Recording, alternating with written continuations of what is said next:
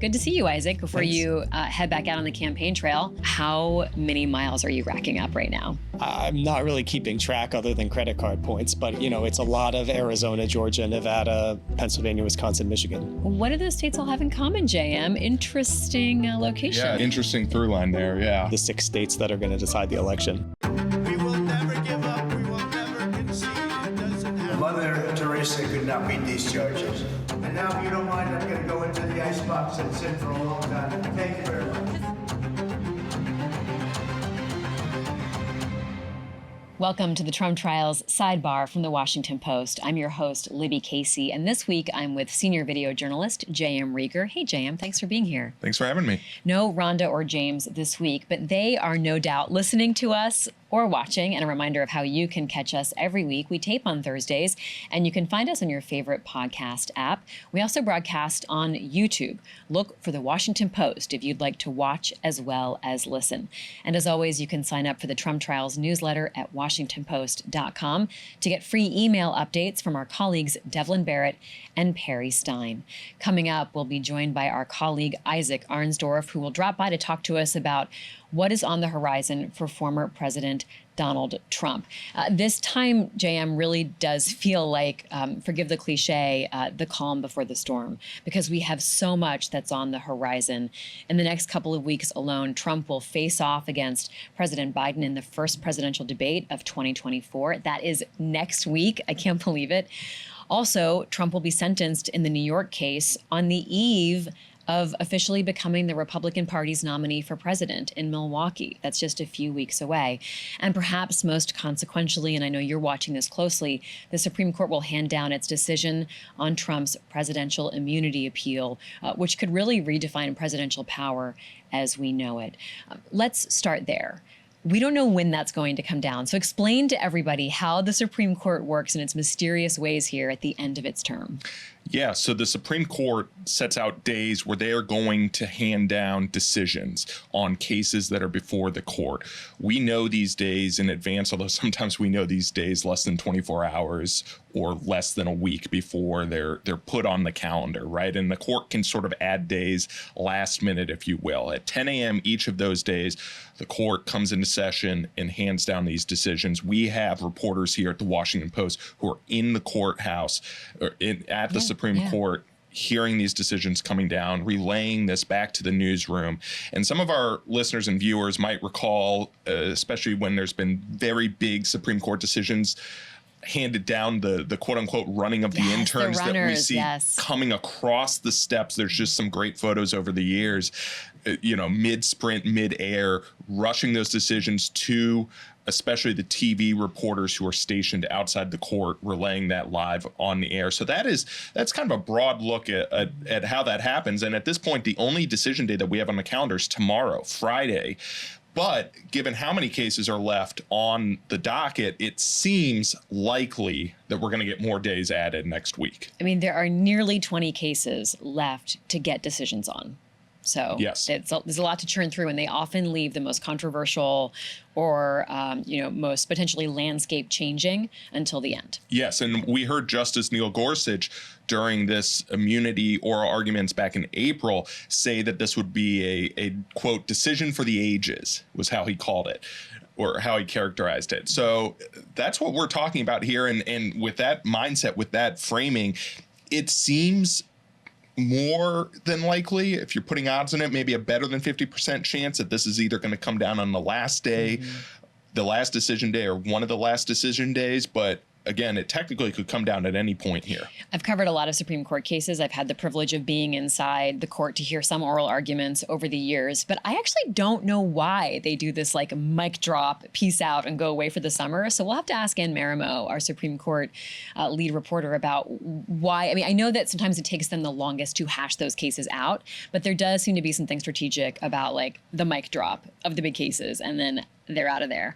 Let's talk about why this immunity case is so major, why Neil Gorsuch characterized it that way, because a lot is on the line for Donald Trump, but it's also on the line for the power of the presidency. Yes, and I think it's probably helpful for our listeners and viewers to read the question that the court is specifically considering here, just so we frame this up. And what the court is considering is whether, and if so, to what extent, does a former president enjoy presidential immunity from criminal prosecution for conduct alleged to involve official acts during his tenure in office? So that is the lens through which the justices are looking at this case. When we listen to the oral arguments back in April, I think that it's fair to say, well, first of all, we should point out that as reporters, we are listening, we are trying to read the tea leaves because we are obviously not in the room. The deliberations among the justices are private. So we are trying to pick up snippets from oral arguments, from the lines of questioning that they're engaging in as to where the justices might be leaning, where they might come down on this. We heard sort of a broad skepticism back in April of this sort of Trump assertion of absolute immunity for official acts. Like I could send in SEAL Team 6 to kill an opponent. Yes. And the same when Trump's lawyer, John D. Sauer, was asked about a coup attempt, if a president were to stage a coup attempt. So they seem broadly skeptical of that, but simultaneously, a lot of the justices seem to want to carve out some form of immunity for the president so that he or she does not have their hands sort of tied behind their back, if you will, while in office with this fear of possible prosecution once they leave office for different acts. How, if they take that route, though, of kind of narrowly crafting an immunity for a president, that potentially just elongates all this. The case is called Trump v. United States.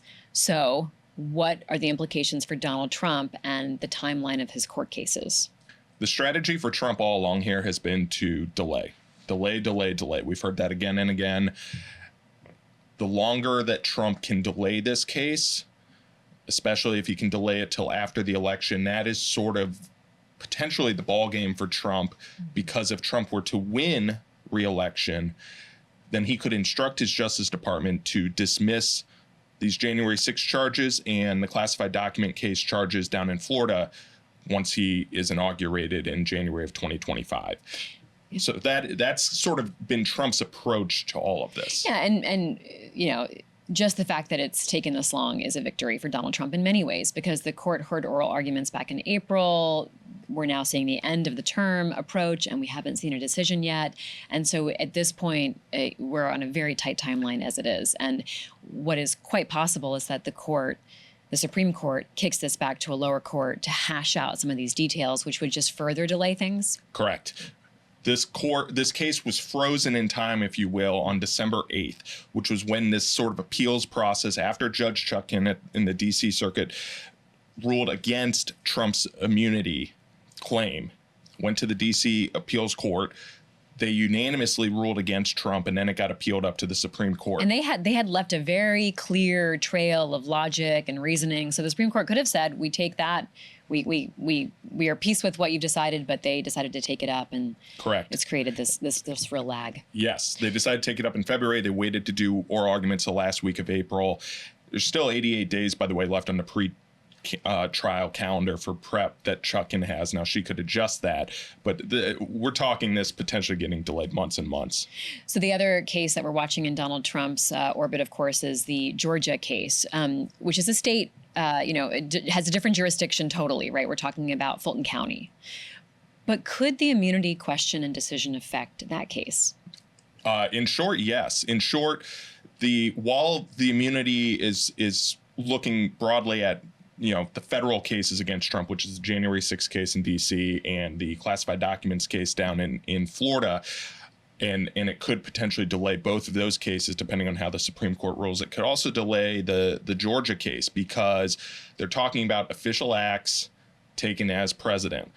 The things he is alleged to have done in the Georgia case were while he was president. So Trump's lawyers, in all likelihood, would argue that these were official acts taken while he was president, and what the Supreme Court holds on immunity would potentially apply to Georgia. At a minimum, it would be taken up in all likelihood in yet more procedural motions. And again, that all that does is delay that case more and more, back to this delay tactic. Let's talk briefly about another case that the Supreme Court has heard oral arguments on and we're waiting for a decision on. This is Fisher v. United States. We often think about it as the January 6th case. Tell us more about that, JM, and what we're watching. Yeah, what the court is looking at here is what constitutes obstruction of an official proceeding. In this case, the defendants are alleged to have breached the Capitol, in part obstructing the official acts of Congress that day, that is, certifying the 2020 election results. The argument is that the prosecutors overstepped in those charging decisions.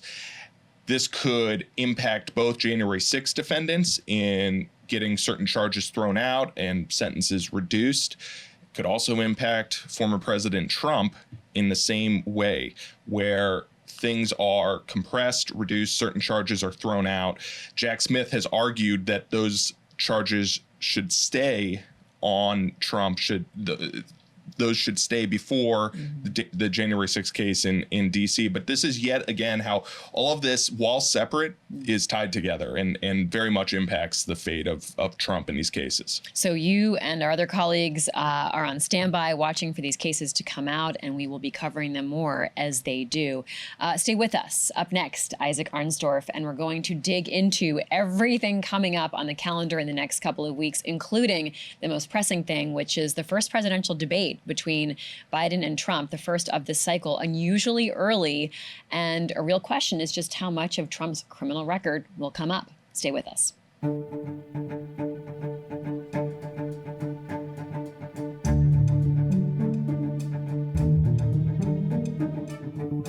This is the Trump Trials Sidebar from the Washington Post. I'm Libby Casey, and I'm in our studio with senior video journalist JM Rieger, as well as Isaac Arnsdorf, politics reporter who is covering the Trump campaign. Isaac, thanks so much for talking with us. Yeah, thanks for having me. Okay, so next week, I cannot believe the first debate is a week away. It is so early. It's June, but for a variety of reasons, we got what we got. And we are actually going to be able to broadcast the CNN debate live. How is Donald Trump prepping for this debate? Well, not exactly the way that you think about like a conventional debate prep where you might like have a practice with someone playing Biden and going through it. That's not really how Trump likes to do things. He hasn't really done much of that in the past for previous debates. And so instead they're having like what they're calling policy time, which is like bringing in, sometimes it's Republican lawmakers to talk about specific areas, kind of talk through how he might want to answer expected questions. But it's less of like a practice rehearsal than you would see in a traditional debate prep. So Biden's like going to Camp David to do much more of the traditional thing. What will you be listening for in terms of Trump's legal issues, his recent felony conviction coming up as either an offensive topic or a defensive topic for him? Well, I mean, I want to hear if that message is any different for a general election audience, for people who are not already coming to this as Trump fans and who might be undecided, versus the audiences that he's more accustomed to addressing. You know, people who agree with him already about viewing it as a persecution or something that they're trying to take him out en route to get to his supporters. And, you know, is that a message that he's capable of adapting, or that there is a good answer for a different kind of voter? So it's such a, it's something that he's tried to really turn into an asset, which, I mean, if you think back to 10, 20 years ago, it's like you couldn't have imagined this moment, I think it's fair to say. But instead of this being disqualifying, he's using, you know, the mugshot to sell T-shirts. He's trying to lean into this. So what would that calculation be when thinking about that broader audience that you're talking to? Maybe not the base that's really riled up and enraged or feeling like defensive of him and his posture. Well, and it worked for him in the primary, Yeah. right? There's no question that it helped him consolidate Republican support in the primary. I mean, Ron DeSantis was like, that was it. Like, right when he got the first indictment, that was it. Right. In terms of like there being no path for him after that. Yeah, absolutely. But we just really, I still think it's too early to know how it's playing in the general election, other than probably the most immediate concrete effect that it's had is helping Trump catch up in fundraising, which he really did badly need. But again, that's coming from his diehards, and they've been very aggressively fundraising online off of the conviction. JM, there is a gag order hanging over Donald Trump, and he's not even sentenced until July 11th. So we're talking a couple weeks after this first debate. What does that do to the conversation next week? Well, it is the same from when he would go and talk to reporters in his little kind of stakeouts outside the courthouse, or courtroom, I should say. Can't talk about the witnesses, the jurors, family of the judge, for example. So those sort of things are in place, but he could still talk about, Judge Merchan. He could still talk about DA Bragg and kind of make the broad points that he wants to make without specifically maybe attacking Michael Cohen as an example. The other thing is, we saw in New York, he'd have various surrogates come up and hold press conferences and basically say all of the things that he himself was barred from saying. And I think there's a very real scenario where we could see that both in the lead up and after the debate, both in the spin room, on television, etc. Yeah, I mean, he has not come out and flagrantly busted through the gag order ever. And he was accused of violating it on kind of things that were ruled to be violations, but they were arguments. But since then he is aware of where the line is. He is clearly not out there trying to cross it. And it is pretty narrow. I mean, let's put it this way, if he was spending his debate time talking about attacking jurors or Michael Cohen, that probably isn't how his advisors want him spending his precious debate moments anyway. He can still say it's rigged, it's a witch hunt, it's lawfare. Like, he can still do all of that. Right. He just can't attack specific people. Is that fair to say? And then again, like a narrow set of people, which again is probably not the primary interest of most average voters. Okay, so you mentioned what his advisors will want him to do. How much do his advisors have a say in how Donald Trump will act during the debate? Well, he's certainly his number one advisor. The first debate with Biden did not go the way he wanted it to. And so the other thing that I'm going to be watching very closely is the interrupting, which is 4 years later, the thing we all remember most about the first debate is how Biden couldn't even get a word in and had that moment of can you believe I'm running against this? And so is Trump going to take a different tack this time? So we're watching the Supreme Court for a couple of cases related to Trump, but the big one is the immunity case. I mean, is there a world, JM, where that comes down in the days leading up to or even the day of the debate? It could totally come down the day of the debate, depending, again, we don't have all the other decision days yet, assuming that the court is not going to issue all of their remaining dozen plus decisions tomorrow.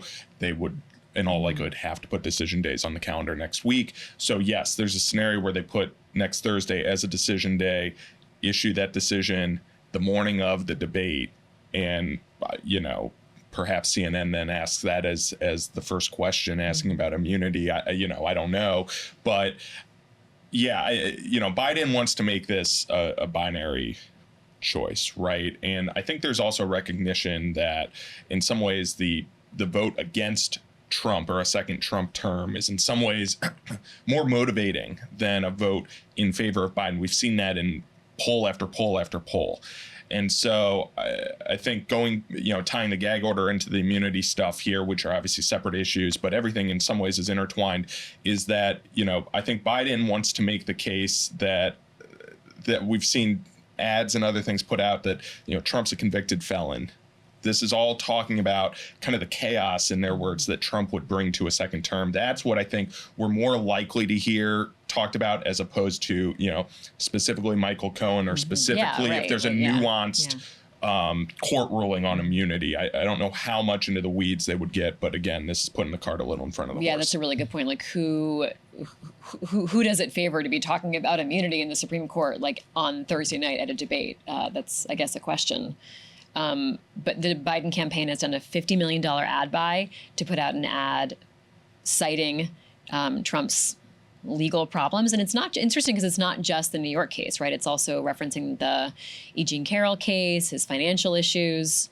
Has that punch been felt by Trump and his team, Isaac? Well, that's a change since the conviction, and they were avoiding that until we had a verdict because they didn't want to give any space to the claim from Trump that the White House was somehow coordinating these independent prosecutions. But once the jury rendered its verdict and it just became a plain fact that he had been convicted of this, the Biden campaign changed their approach and sort of saw it as fair game and actually like it would be malpractice not to start emphasizing it. And it does push Trump onto that subject, which, is defining the campaign and framing the choice on the terms that the Democrats want, which is between like normal and extremism, rather than talking about the issues that Trump feels are stronger for him.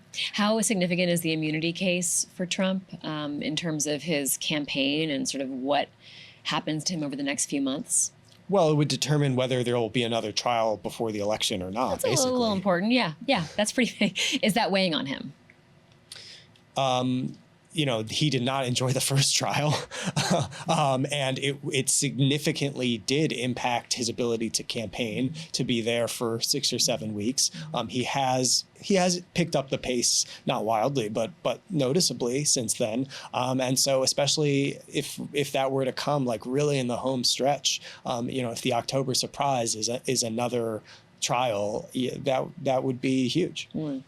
JM? Yeah, well, and the other thing is on the trial and on this ad buy from Biden, we expect this election to be even narrower, even closer in some ways than the 2020 election. So even though the polls have not shifted dramatically post the New York trial, there's a scenario here where, whether it's this Biden ad buy, whether October surprise is potentially a trial for Trump, that starts to just sway even a tiny number of voters, but those could be determinative in the final outcome. And can you reflect on this point that Isaac makes, that talking about the conviction puts it in those terms that Biden wants to talk about, right? That sort of allows him the space to go after that topic, right? It does that help Biden control the conversation in a way that Trump doesn't want to do? Yeah, I mean, Biden wants to talk about the convictions. Those are all kind of issues for Trump, especially when he's trying to appeal to independents, right? The democracy issue, that's turf that Biden's very comfortable on. That's what he wants to talk about. So I think Isaac's spot on there in terms of how Biden's going into this, trying to frame the debate, trying to put things sort of onto friendly territory for himself, right? What should we be listening for next week? Since we have you here, you'll be in Atlanta in the debate zone. You'll be in the spin room afterwards. What will you be listening for? What should we be listening for?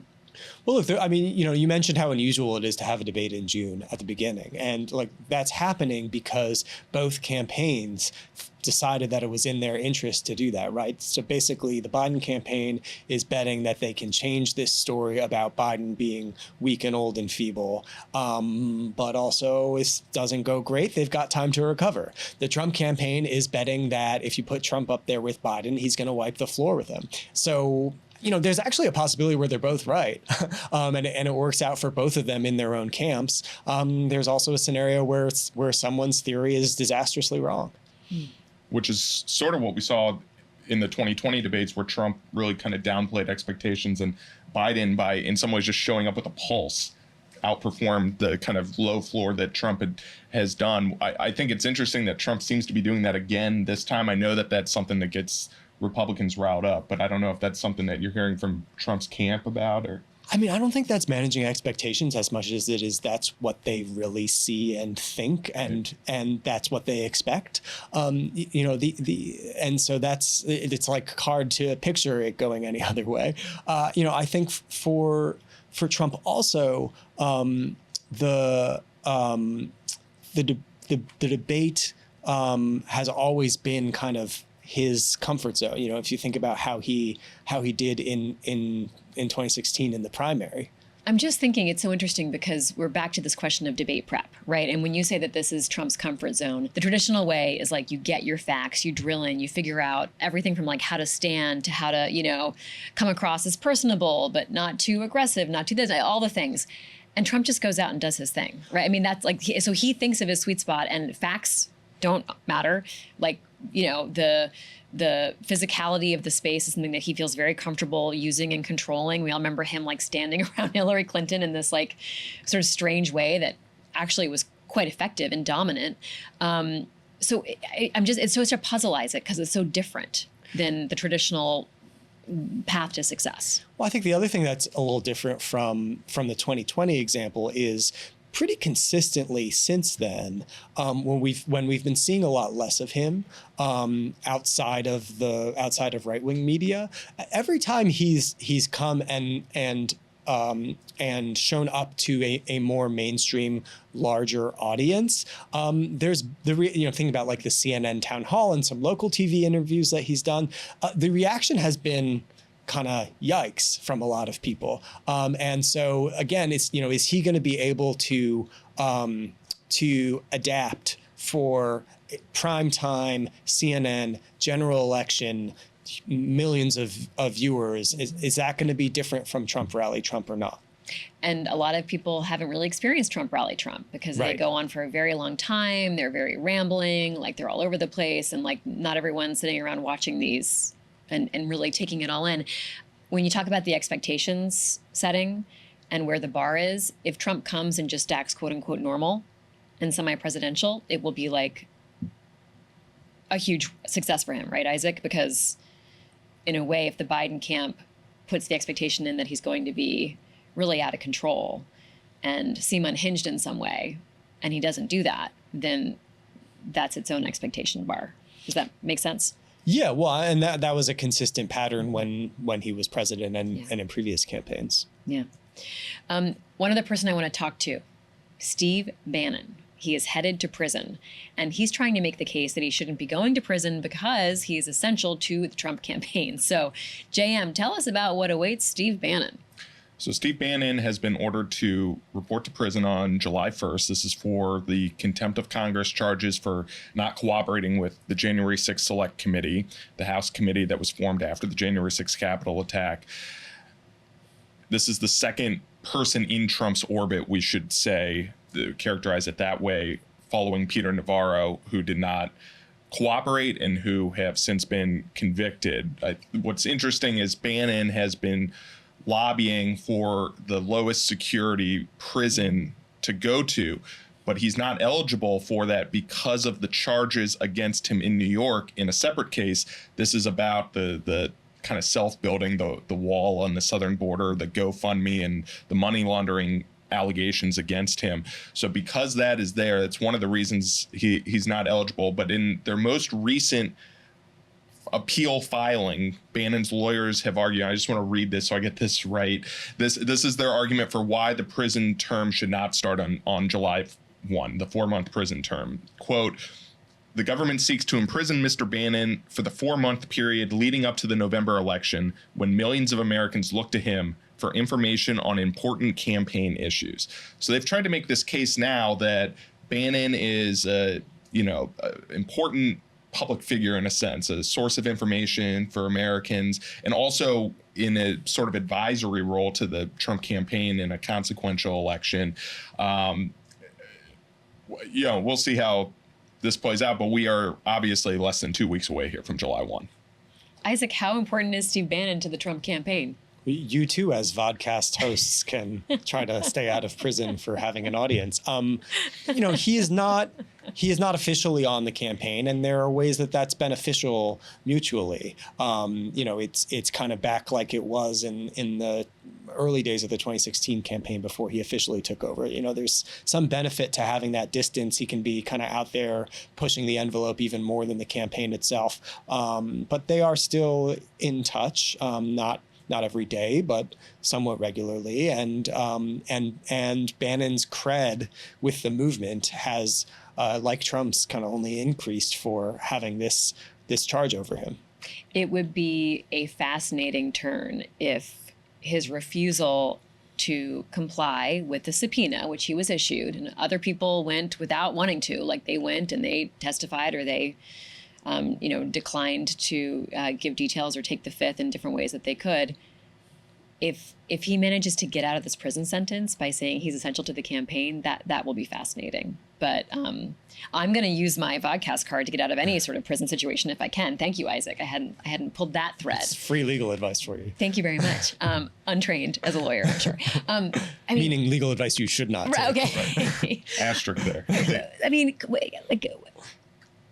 and also in a way, it's sort of, it ties the circle neatly in the narrative of this. If his refusal to testify before the committee now lands him in jail at a time when he wants to be part of this election cycle. I think it's interesting how all this is tied together in some ways. There's a through line, right? We've talked about the January 6th Supreme Court case. We're talking about the immunity case. We're talking about Steve Bannon, which is, it's all tied to January 6th, actions that Trump was taking or alleged to have taken in the final few months of his presidency, all around kind of the 2020 election and the aftermath thereof. And we're still talking about all this nearly 4 years later. And we still may be talking about it, almost probably certainly we'll be talking about it in 2025, if for no other reason than if some of these trials are not able to go forward, and you get into the scenarios of Trump winning and what that means for these different cases. But the fact that this is still the tale of all these events that occurred years and years ago is remarkable. It really is incredible. Well, JM Rieger, Isaac Arnsdorf, thanks so much for talking with us. That's it for this episode of the Trump Trials Sidebar from the Washington Post. Subscribe to us on your favorite podcast app, or you can subscribe on YouTube. Look for the Washington Post and find us there. We will be live in special coverage next Thursday night for CNN's presidential debate. You can watch us on YouTube or on the Washington Post homepage starting at 8 o'clock Eastern Time. Our team will be there giving a preview and talking about what's at stake in the debate to come. Then the debate will be live with us 9 o'clock, and stick around afterwards for analysis and a debrief from our Washington Post team, both in Atlanta at the debate site as well as here in our Washington Post newsroom. We'll record an episode of Sidebar on Friday morning after the debate to give you the latest recap on just what happened and why it matters. And our team is also standing by for the Supreme Court's immunity decision, so we'll keep you apprised of that.